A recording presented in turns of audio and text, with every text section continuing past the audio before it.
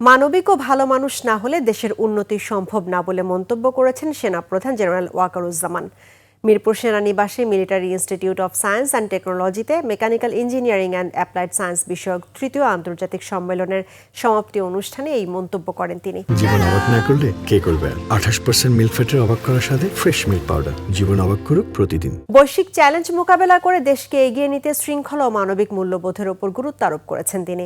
সেনাপ্রধান বলেন, শুধু ভালো ইঞ্জিনিয়ার নয়, ভালো মানুষ হতে হবে, তাহলেই দেশের উপকার হবে। তিনি বলেন, শৃঙ্খলা মেনে চললে দেশই লাভবান হবে। উন্নয়নের জন্য প্রকৌশল শিক্ষার গুরুত্ব অপরিসীম। এ সময় 5টি ক্যাটাগরিতে 5 জনকে পুরস্কার দেন তিনি।